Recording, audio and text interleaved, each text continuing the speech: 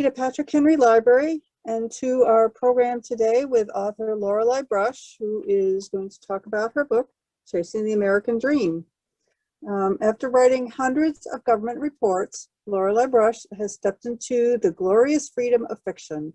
Chasing the American Dream rolled from her pen following a 6-month stint in the National Archives, researching the role of her father in the Office of Strategic Services in World War II. He told his children exciting stories of his feats as a spy behind enemy lines. They bore little relationship to the truth of his assignments. She then chose to write about his quest to be a hero and how, when the war had not provided the opportunity, he might have used the 1950s to achieve his goal. Please, let's welcome Lorelei Brush. And I'm sorry for the bells going off as people join. The way this will work is if you have questions, please type them in the chat and I will tell them to Lorelei at the end of the program. Thank you. I'm going to hide myself now. Ms. Brush, you're on.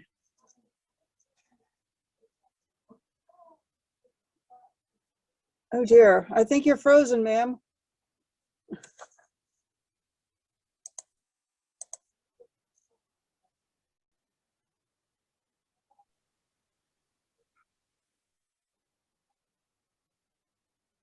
There you go.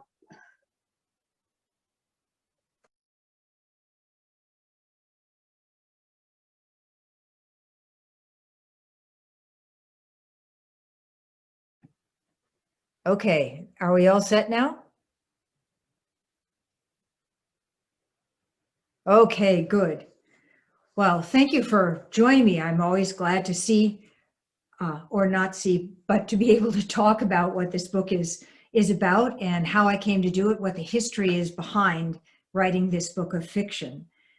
And one of the things that's such a joy in this process is taking issues from my own personal history and working to resolve them by keying into a story that's part of history.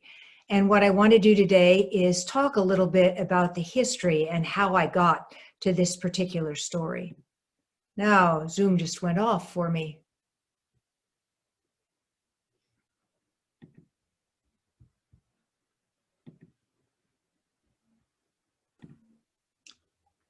Okay, let's hope I'm back again. Are you able to share or do you want me to? Let me try sharing once again. I just pressed share screen and then everything went off. All right.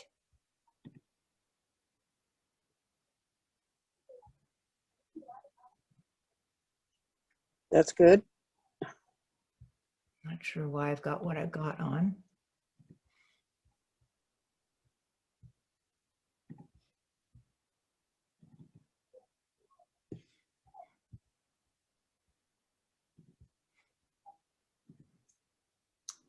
So as Denise told you, the book's title is Chasing the American Dream. And today I'm talking about this quest of the hero in the book, the protagonist, David Civela, in his quest for justice against Nazi war criminals. So this Chasing the American Dream is historical fiction. It's set both in 1945 as the Allies were liberating concentration camps and the Germans were retreating. And then it's set in 1955 in Cleveland. The story is something, here's a little synopsis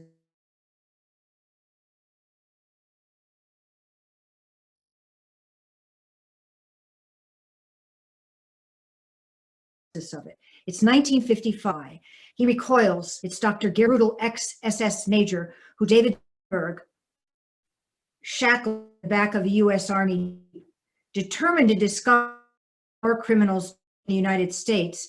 David reverts to old habits he mastered of strategic services and pursues the Nazi. Feeling cheated by his role during the war, safe behind Allied lines, he sees another chance to be a hero. But how much will it cost? So this story began, as my bio says, with my father. And when I was little, my brother was little, he told us stories. This is just after the war, late 40s, early 50s. And one of the stories he told, for instance, was about a Carl Ludwig Fischer.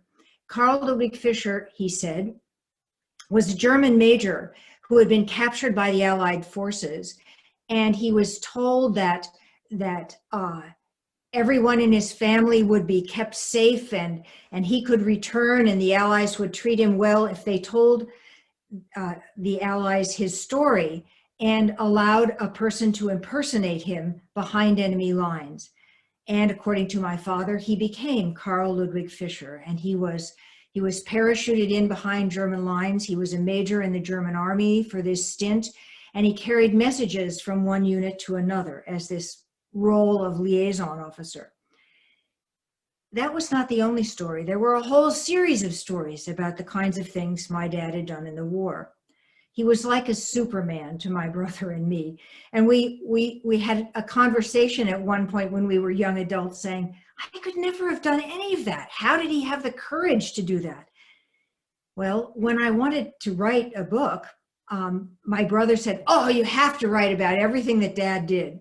So I went to the National Archives and spent 6 months researching what he did. And he didn't do any of the things that he told us he'd done, not at all. In fact, he was never behind German lines. So the real question came up of why he felt a need to lie. When I knew him in the 1950s, he was a father, a man with one real emotion, which happened to be anger. It was an acceptable emotional response for men. A lot of others were not so much. You know, boys didn't cry, things like that. But usually, and I think this was true for my father, it covered other emotions, sadness, hurt, rejection, even a touch of humiliation. And I really wrote the book to figure out the connections between my dad's war experience and his anger following it.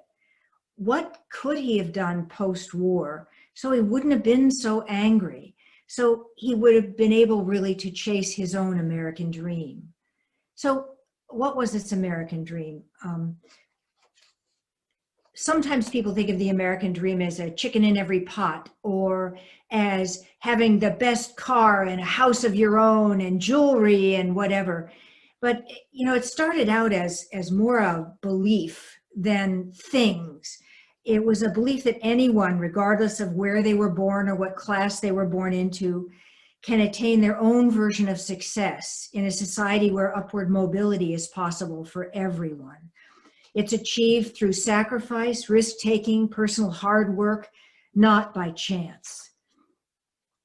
And I think David, the protagonist in this book, is longing to fulfill that dream of upward mobility. He wanted to do it in the war. He wanted to be a hero. He wanted to become known. He thought using the GI Bill to get a law degree and then, you know, getting that degree would give it to him, but he was struggling. It's 1955, has the law degree, still struggling. So what happens? He spots this ardent Nazi who he had, during the war, captured and sent to Nuremberg for trial. And here he is walking down the streets of Cleveland. So who is it we're talking about? Well, here's the start of who we're talking about. This is my dad on the left. He was captain. Actually, I think he's just a lieutenant in this picture. But the man in the middle is his older brother, James, who, this was in the spring of '42, and Jim went in, became a counterintelligence officer in Australia. And the man on the right is Dad's younger brother, Richard, who was an air traffic controller in Greenland. So the three of them were all there, all in the war, all returned from the war, thankfully.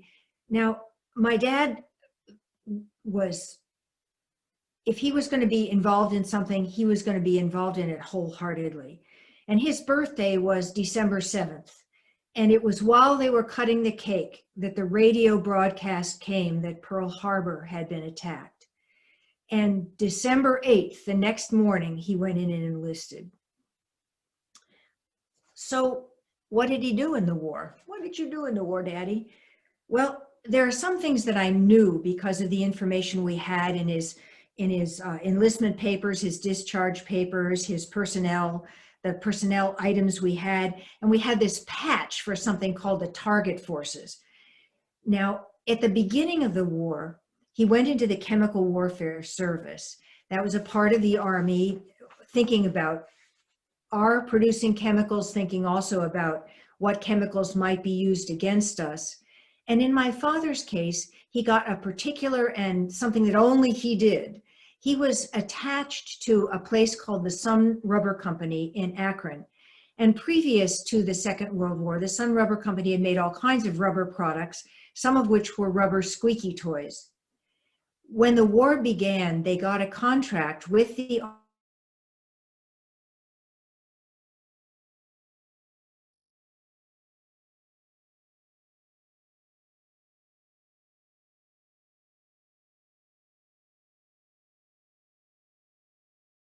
Army and with the Disney that he had assignment that he was going safe in the war, and my father hated it. And to him, this was a Mickey Mouse job, and he was humiliated by the whole idea of it. And in late summer of 1943, when he'd been in Akron for about a year, his unit was meeting in Cleveland, and a rumor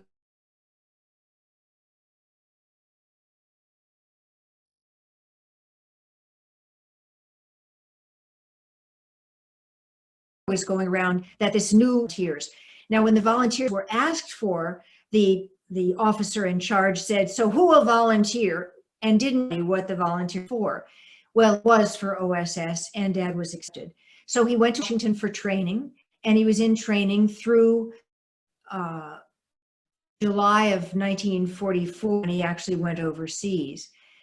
Now, the patch, that part I knew because my mother knew that much. The target forces was something that I'd never heard of. And the target forces are a group of people. Let's see what I want to do. I'll talk more about that in the next slide. So I needed to start my research with the target forces and find out what they were, who they were, where they were. The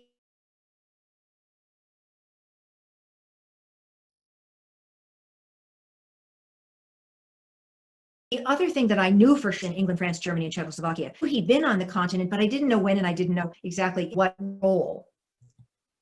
So one of the things I then is, what are target forces about? And the target forces are a group that was first mustered in 1944. As the German army abandoned Paris, a group of target forces moved in order to find people who might be of interest to the Allies, documents that might be left behind by the Germans that would particularly help in the war with Japan, but also in making sure that there was an Allied victory in Germany. And then also places, maybe the town hall, for instance, which when the Germans had taken over would be a good place to find documents and people who knew the individuals who were in charge of this, that, and the other, and could help the Allies out. So the target force would move in, and they had a single sheet of paper for each one of the targets. And there might be 400 or 500 targets by the time you added up all the people, the sets of papers that were wanted, the places that they wanted visited. Anything interesting would be brought back to headquarters and would be gone through by experts. Okay, so Annie Jacobson wrote a book that talks a lot about the target forces and about the materials that they gathered and the people they gathered. So I wanted to picture that book and other things about this. Now, who constituted the target forces? They were largely Army units with OSS men attached. And the OSS men would include interrogators who were fluent in German, could talk to the target people who they wanted. And there were also people who could read German, could figure out knew enough science to be able to figure out whether this was a scientific document that was useful, knew enough about the military to know what military documents were desired, etc. And also they had people who were microfilm specialists, and my father was in charge of all the microfilm specialists, because sometimes the documents were so extensive that there was no way they were all going to be moved by US forces. In that case, they would microfilm documents, and that would be what was moved. Okay, here we go. What are these target forces, and what's the sort of the purpose behind them, and what it is we wanted to get from them? Well, the group that was in charge began as a group whose acronym was CIOS, the Combined Intelligence Objectives Subcommittee. And it started out as a British American committee. And this was a committee that had military members, industrial people from different industries relevant for the war effort, and lots of scientists. And they were getting together to figure out what ideas the Germans had that would be very useful ideas for the Allied forces to have.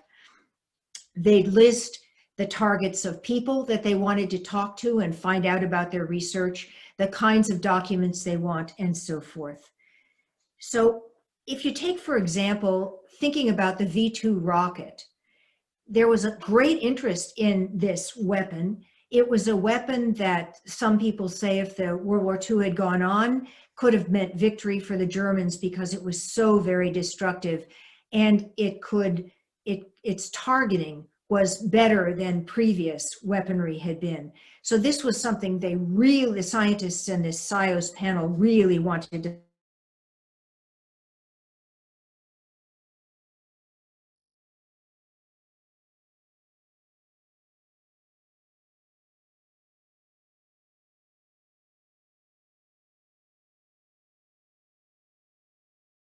find more might be behind. This was not good. We needed that information, and we needed to catch up now. So the Germans had actually moved the V-2 rocket facility from a city on water to the Konstein Mountain, which was well inland. And they'd actually hollowed out tunnels in the mountain for the building facilities and for testing and, some of the insides of the rockets and so on. And this was, that was a place that could not be bombed. It was impenetrable. So it was someplace that the T forces needed to go, these target forces needed to go. And it turns out next door, which was frequently true of these manufacturing facilities, was a labor camp, a concentration camp, but one where everybody there had a role. They were an electrician, had plumbing specialties, were welders of a sort that was needed to put together these rockets. This is where Wernher von Braun and his team was located, this team of rocket scientists. And the target forces rolled in along with the US Army to find the people there, check out the facilities, get a hold of rockets if they could, and all the records, the specs for building them, what was required, and so forth. They also wanted in other things, and that's what they did for the V-2 rockets. In other ways, they were obtaining detailed pictures and maps of every country in Europe, because right through the Second World War, the military, often using such wonderful things as picture postcards that people had obtained on vacation in order to figure out where exactly targets were in particular cities. We simply didn't have detailed maps. Well, that wasn't going to happen again. And what happened, what the target forces really wanted was to beat the Russians and then eventually the French and the English to this information and to the people that were going to help us become top of the world in science. So what did it look like? What did this whole V-2 rocket facility look like? On the left here is one of the two main tunnels. There were two parallel tunnels, one of which materials came in, supplies from other parts of Germany for the building of the rockets, and the other of which had a lot of production possibilities. Then the completed rockets would come out on train cars from the tunnel. There were many crossbars of the tunnel, and that's where work went on that was sitting at a table and fiddling with small electrical circuitry, etc. Just down the hill or around the hill from these tunnels was the labor camp called Dora. By the time the target forces arrived, all of the scientists had left, and they buried all their records, and the able-bodied workers had been marched away, leaving only those who were in hospital. Now, in the building of the rockets, this you'll see on the left-hand side, the workers, the laborers from the labor camp. They were reasonably well equipped, and actually they were quite clever at not doing things perfectly well. Although when that happened, generally there was harsh punishment for it. On the right-hand side, you can see a rocket almost completed. These were 60 to 70 feet long. So this, they were an amazing sight to see. One of the astonishing things the target forces wrote about in their report of coming to the facility and what was there was that when they arrived, all of the lights were on and the exhaust fans to make sure air was fresh within these tunnels were running full blast. And that it was like school vacation, the bell had just rung, everybody evacuated as fast as possible and just left the lights on. Now, Germany surrendered May the 8th, 1945, just a couple of celebratory pictures here. But this wasn't the end of the story for the Nazi scientists, the German scientists. And everyone had to be a member of the Nazi Party or they couldn't have gotten a job in one of these more elite industries. Many of the scientists were taken into custody and interrogated. Von Braun and about 40 members of his team had hidden in a ski resort. And they didn't want to surrender themselves to the Russians. They wanted to make sure it was the Americans or the British. And when the Americans moved into a town near their ski resort, they sent an emissary down and the Americans accepted their surrender. They were held for a while, but then during that while, a group of men at the Pentagon figured out a huge way to exploit all of these scientists, not just the V-2 rockets, but a wider variety, hire them and put them to work in the US. Okay, so what was this process of bringing what turned out to be about 1,500 German scientists to the US? There is no accurate count. I certainly haven't been able to find one, and there were a number of researchers looking who could not find one either. It started out small and it continued to grow. So what was this process like? Well, the War Department said, let's give contracts to a few of these scientists, 100, 150, who we do not think were war criminals and were not known for any warlike tendencies. They were just good scientists. So the trouble with that was people from the State Department and the Department of Justice and Labor and Commerce all objected. The State Department said, oh, no, wait a minute, you can't do that. This could be an international scandal if we bring these people over to the United States. They didn't choose to come, that we can't possibly do that. Department of Justice said, think about the number of background checks that have to be done. And the Department of Labor said, but we have laws governing alien labor. You can't just bring them here.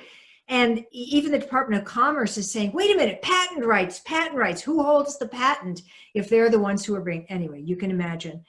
So it was not until July of 1945 that the Joint Chiefs of Staff said, all right, we have a proposal for an operation we're calling Operation Overcast.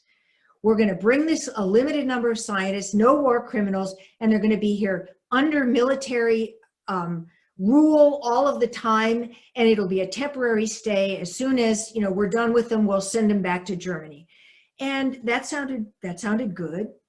150 German scientists were immediately brought to the US. Truman got into this was okay as long as they weren't, ardent Nazis and they didn't want to overthrow the United States, something like that. He could agree with that. And then in the winter of 45, 46, a newly evolved agency that was called the Joint Intelligence Objectives Agency, JIOA, evolving from this Committee on Intelligence. This joint intelligence group was only Americans. And they were talking and they kept saying, you know, the situation is changing. Now, the key here is we have to get to these scientists before Russia does. Just give them visas and we need at least 1,000 more. Well, you know, you can imagine this was not an easily acceptable proposal. And what happened particularly was there was an interesting man named Samuel Klaus at the Department of State who was in charge of visas. And he objected particularly to just automatically giving anybody a visa, because also we were turning down visas for all of these Jewish folks who wanted to come into the country at that time. We were making it tremendously difficult with all of our requirements for paperwork, for background checks. And now Samuel Klaus, who was Jewish, is having this terrible time being told by the military-industrial complex that just give these visas to the scientists when they're all German. He had a suspicion they were not all as clean as a whistle. And he was removed from his job. They figured in a way around JIOA. Samuel wasn't the only one objecting. There were objections coming from other places as well. So what the Army intelligence officers decided is they would attach a paperclip to the files of scientists with problematic pasts. And those people who were to be given automatic visas, not questions asked at all. You could ask questions of the other people. That turned into Operation Paperclip, because why not? That's what they were doing, paperclipping the files. And the requirements now for someone to come to the United States became no person who may try and plan for the resurgence of German military potential. In other words, no language about alleged war criminals, no language about active Nazis, no language about under the military rule in the United States, and certainly no language about being returned to Germany. So this became Operation Paperclip. It brought at least 1,000, 1,500, 2,000 scientists to this country. And it brought them without questions of who they were or what they had done in the war. So it raises questions for us of things like, can we support? Can we understand why then people supported the suppression of information about this and just decided that beating Russia was more important than anything that happened in the past? A good deal of this was real Red Scare issues and scare about what was about nuclear war going to happen if we didn't do something major in this country. But, it does beg the question of when the government has a moral obligation to prosecute war criminals. It's interesting because we deported a Nazi war criminal last month, and we have done so since the early 70s. We have been worried about this, but back in the 50s, we were not. And time certainly casts its shadow and its information on why we were doing it then. But it's still that question of what do we want of our government in terms of having a moral and ethical stance and carrying through with it. So I'm curious what people knew about Operation Paperclip before today. And, we're still asking the question, what is it appropriate for the American people to know? And when should they be told? So it turns out that, interestingly enough, the Operation Paperclip didn't just, come to an end. Now all the German scientists are here.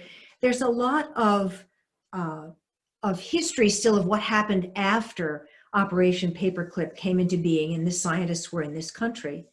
In the book, I wrote about David, our hero, discovering a rocket scientist in 1955 in Cleveland, and he's outraged by this. He contacts his old OSS boss, tells him the circumstances, and the boss says, let the man be. David can't. So he attempts to try the Nazi in the court of public opinion. What's interesting is what happens to David after that. David is almost immediately called a communist. And this is the time in the mid-50s. It's after the worst of McCarthyism.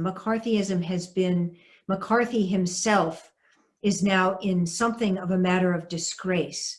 But a lot of the habits that had been developed in 1952, 53, 54 are still hanging around, particularly in the FBI. So what is it's going on? There's an atmosphere of fear led by many government leaders. And the fear has led to serious limits to liberty of individuals. So McCarthyism, it got its power from the willingness of the men who were in charge largely to condone serious violations of civil liberties, all again in the belief that we had to root out every communist in the United States, or we were going to lose the Cold War. Nuclear power might destroy this country. And if we have to give up some of our civil liberties, that's what we need to do. So people were identified often. McCarthy's favorite thing to do was stand up with a sheaf of papers in his hand and say, I have here a list of 220 men in the State Department who are communists. And then somebody would say, give us the list. And he'd say, I'm not at liberty to do that right now. I will do that after this meeting. And somehow or another, the list would never materialize. But he could accuse. Other people could accuse. And there wasn't a way often for people to be able to defend themselves.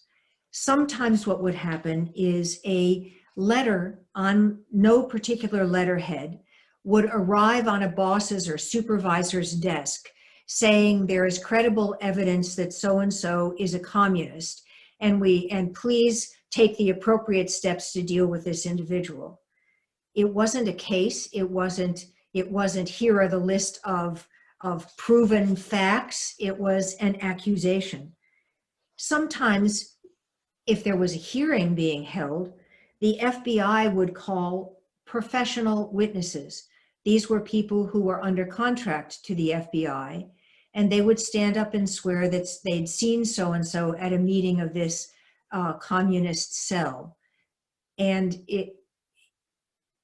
nobody wanted to stand up and say, oh, I was at that meeting and this man wasn't there, because of obvious retribution. So anyway,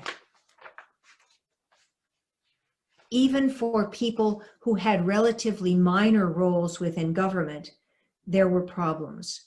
In particular, David teaches science in high school as his day job, and then is doing legal work at night. And in his day job as a teacher, he's working for the government. And one of the things the government asks for is loyalty. You have to sign a loyalty oath.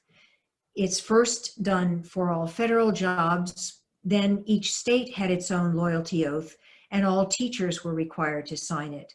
And the loyalty oath said that it said in many different words that you were not a communist. And people could be brought up and say, we have evidence that you are a communist. You lied on your loyalty oath, and we're getting rid of you at this point. So some of the things that happened, that was the loyalty security program of Truman's. There was a great rush to acquire the lists of potential communists, and sometimes they didn't really care where those lists came from. The FBI would build a case, whatever sort of case it has. This typewritten document, a blind memorandum, would come to the individual or the supervisor usually, and the targets could be fired with no access to due process. There were more than 200 teachers at the university and even at the elementary school level, some of them, who were in fact fired.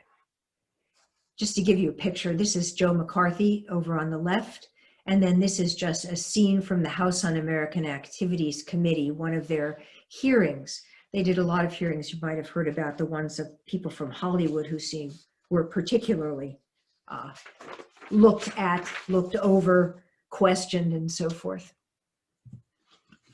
Now in the book, David's accused of being a communist, and half the book or so is about what happens when this man who desperately wants to be a hero finds himself accused by the country that he is thinking is his, that he's been immensely loyal to, and that he is trying to continue to be loyal to, the country that believes in a moral code and somehow has stepped aside from that code. Now, I'm hoping this has given you a little sense of the history behind Chasing the American Dream, and that some of you will have questions as well about what all of this history seems to suggest. If you do have further questions, you're welcome to email me. And if you'd like a copy of the book, there are 5 copies available, or at least somewhere in the Fairfax County Library system and in some other libraries, I hope. The book can also be ordered through Amazon, Barnes and Nobles, your local bookstore. And I love giving talks to book clubs or other groups where we can talk about people's sense of the book and as much history as one wants, but history isn't usually the thing in book clubs. So I'll escape from here.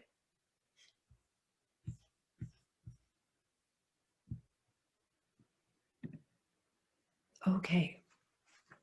So Denise said that she would watch the chat and put people on or ask questions. So Denise, go for it. There were no chats. There were no questions in the chat at all. Okay. So if everybody wants to turn on their video, you can. And if you want to ask questions, please.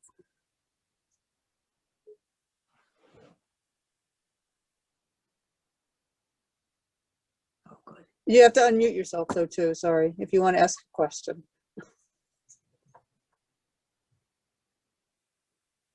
Okay, how many of you knew about Operation Paperclip? I'm very curious. No? I see one head. Oh, okay. I think it's something that was a surprise to me, and I felt like I lived through a lot of that post-war period, and I never asked a question when we'd see scientists of one sort or another on the cover of Time, and when we knew von Braun was in charge of NASA. Where did he come from? How did he get here? What was that whole process? But certainly interesting to uncover it. There is now in the Department of Justice a group called the Office of Special Operations. And Special Operations is particularly designed to find people who have come to this country through some kind of visa fraud, not telling all the truth about what they did prior to applying to come to this country.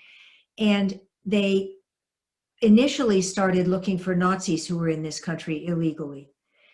They then graduated to any kind of a genocide where people had tried to escape and come here. Rwanda, things that were going on in the Balkans, whatever.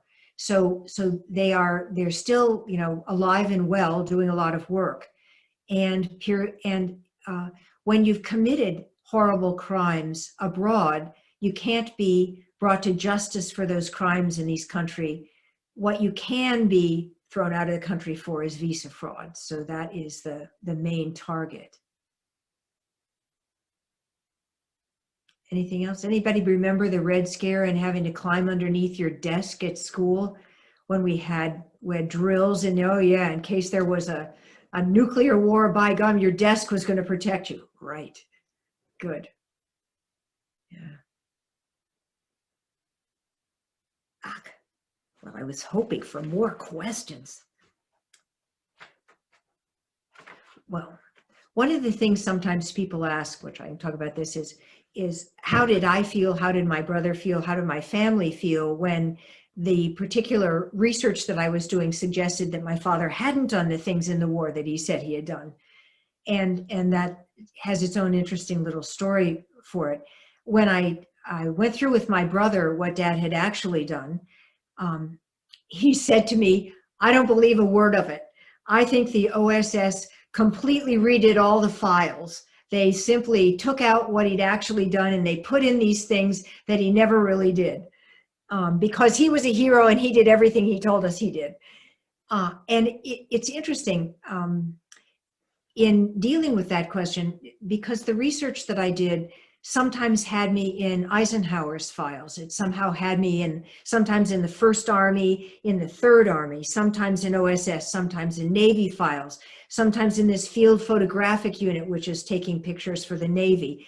So I could triangulate where my father was on each week of the war and sometimes each day. And he signed a lot of documents. And I know his signature, so it was clear to me that that was actually his signature on these. He was initially a secretary in London for secret operations, for the director of secret operations. And he ordered supplies, and there are all these, daily supply orders and requirements in there. He made travel arrangements; those are signed. So it wasn't that. I mean, if somebody did this, boy, they spent a lot of time getting everybody's files who touched upon my father and I. That was too much for me to believe. But it's interesting. So my brother never did. I mean, he is now deceased, but he never did believe that what I found was correct. So it's always one of those things when you write a book and you've got family, you're dealing also with the sense of your family about what you're doing. Marcia, go.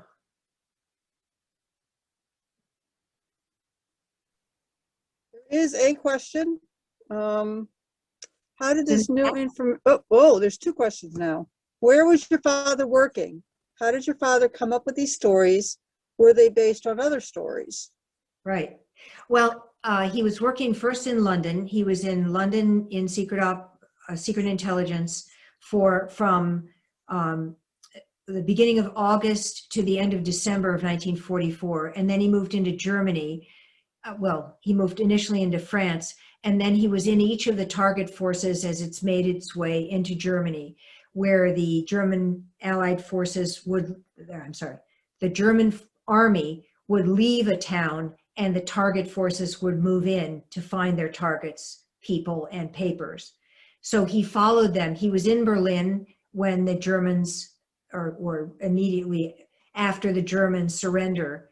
And at the end of that time, he was told by his boss at the time that he should go into East Germany and Czechoslovakia, and he should take pictures of everything that the Army, the Navy, and so on would ever want to have a picture of.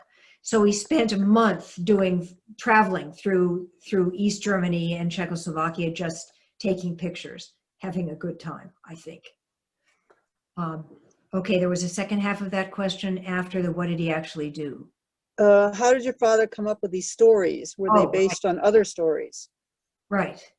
My thought, and this is only a guess, I went through the training materials that OSS used as much as I could, but they didn't actually, I couldn't find any situations in which they theoretically placed people and asked them to figure out how they'd get out of it, something like that. It could be, for instance, in my father's story about Carl Ludwig Fischer, he knew that Carl Ludwig Fischer's grandmother had only 30 teeth, but she had 30 teeth, and she was very proud of the fact that she'd kept all of those teeth throughout her life. So one of the things that he had to memorize at some point was details like that about Carl Ludwig Fischer's family. Maybe in my guessing about this, that was one of the tests of OSS. Could you relatively quickly memorize, and when you were interrogated, remember and come back with the information without screwing around with your own family's information? I could see that as a training exercise. Now, one of the other stories he told was that the reason he gave me the name of Lorelei was that when he was sent behind enemy lines, his code name was Lorelei. And when he called back any kind of information, he said Lorelei was calling. And he felt that since it had that name had kept him safe during the war. It would be great to give a daughter. Well, he was never behind enemy lines. And one of the first things I did going into the archives was to say, who had the code name of Lorelei? No OSS agent ever had the code name of Lorelei. Then I asked whether there was ever an OSS operation that was called Lorelei. There was never an operation called Lorelei. So the truth was, he could have, again, I had to make this one up, but he could have in training been asked, if you want a code name, what name would you choose? And maybe that's the name he chose. But in each case, I'm guessing. I don't know exactly where the stories came from. I do know that he gave lots of talks in the 1950s, and these stories came up in the talks. So maybe somebody was also helping him out from OSS about the things they wanted people to think about. It is true that at the end of the war, just as he was being discharged from the service, he had to sign an oath saying he would never speak of what he did in the war. And what I can say about him is he never spoke of what he actually did in the war. So you have two more questions and a comment. How did Okay. this new information change your feelings for your dad? Yeah.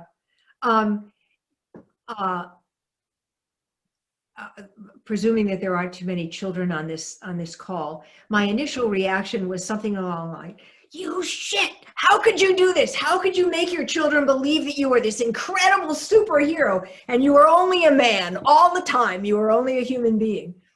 And it was an incredible release. It made me feel like, all right, he's a human with just the same kind of foibles and frailty the rest of us have. And it released a whole lot of anger that I had to him. It was a marvelous element of forgiveness and just not holding on anymore to all of that resentment from having somebody always angry at me. All right, the next one is a comment. I find it interesting that your dad shared as many stories as he did, even though not true, when so many in that line of work did not want to talk about their work. I just finished a book with the Herndon fictional book group, The Lights Over London by Julia Kelly, where one of the characters did not want to talk about their experiences. So that was a comment. I think that there's a wonderful part of World War II literature these days when people take multiple time periods and they have somebody in 20, 30 years later, and the book is exploring what the effects were of their particular experience in World War II. And I think especially for the men who were in combat, who had very unpleasant experiences, who certainly those with PTSD don't want to talk about it. That's not something they want in conversation. I just think in my father's case, he didn't have any of those experiences. He was never behind enemy lines. He wasn't under fire. He was somebody who was simply frustrated by what happened to him in the war and not getting the heroic options that he really would have wanted. So his reaction to the war was different. It was creating himself in a new way, this new way being the war hero way. That's, again, this is my guess, because he certainly never said that. And you have one more question. Sure. Did you ever feel that your father was concealing or misrepresenting anything in the rest of his life apart from the war?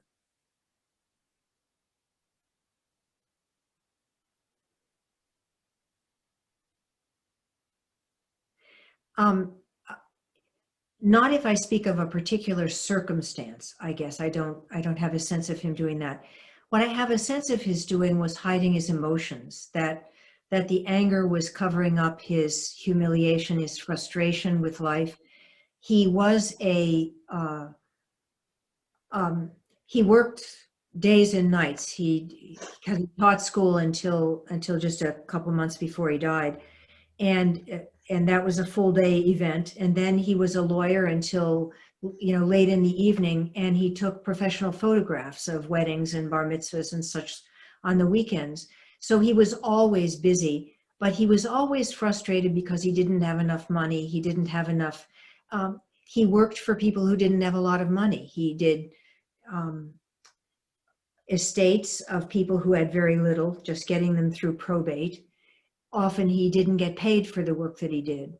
So he never really achieved that American dream he wanted. And his anger was his way of showing us his frustration, but he hid what really was there. He didn't talk about what those feelings really were. Neither did a lot of men at that point in time. It's not just him, I'm sure. Thank you. Yes? There are no other questions that anybody has typed in. So does anybody have any more? You could unmute yourself and ask, or No, that's good. somebody's waving. But no, Mary, you're still muted. So, oh, Marcia, somebody said his work was admirable in itself. Thank you. Well, somebody once said to me, do you think that you got your love of storytelling from him? And I hadn't thought about that till the question came to me, and it's possible that I did. I don't remember him ever thinking, saying I'm a good storyteller, but he was in many ways. Sorry about if you can't unmute. That was probably me doing the settings. If you want to type it in, I'll be glad to read it to her. Okay. It will be, am recording this. Somebody asked if we can view this later. I am recording this. I do not know what the quality will be. This is the first time I've recorded one, and it will be my first time editing one. So we will see. I will submit it. If it's good, I will submit it to the library to be put on their YouTube site. So we'll see. Fingers crossed that I do it right. All right. Well, thank you everybody for coming, and do email me or whatever if you are interested and have other questions or whatever. I'd love to talk to book clubs. Thanks much. Thank you all. Thank you so much, Lorelei. Thank you very much. Thanks.